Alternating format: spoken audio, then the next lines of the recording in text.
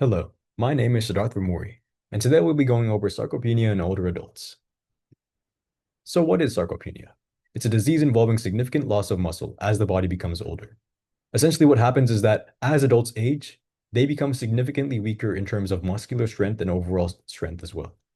It's most common when adults reach the age of 60, and it only becomes higher as they age further. So some causes include the decline in testosterone and IGF-1, or insulin-like growth factor. These two are hormones that promote muscle growth as the body carries on in its life. So their decline in old age is what leads to muscle atrophy in the long run.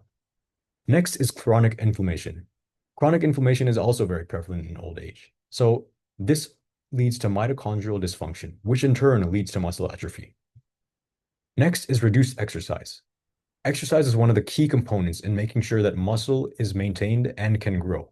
But due to its reduction in old age, due to sickness or whatever else, this is what leads to muscle atrophy as well. Because adults who are older generally do not exercise as much as in their prime. Lastly is malnutrition, specifically the intake of protein.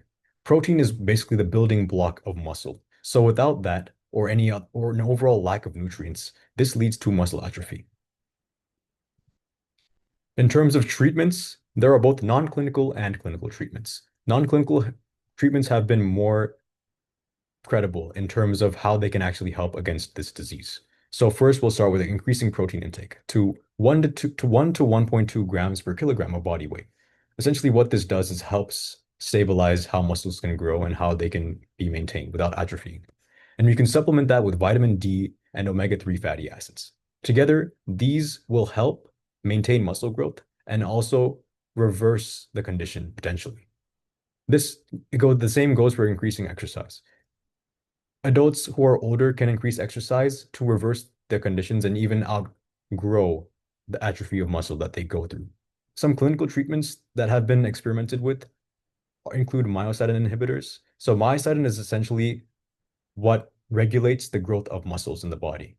But as adults reach old age, this becomes more of a drawback than a benefit because it limits their muscle growth overall. So researchers have been looking into inhibitors for myostatin to help against this. Next is stem cell therapy, which has also been looked into in terms of helping muscle be stabilized again in old age. And then lastly is selective androgen receptor modulators, or SARMs for short. These are basically posed as an alternative to steroids. Again, all of these are very experimental, so they are not as effective as the non-clinical treatments. And these are my references. Thank you very much for listening.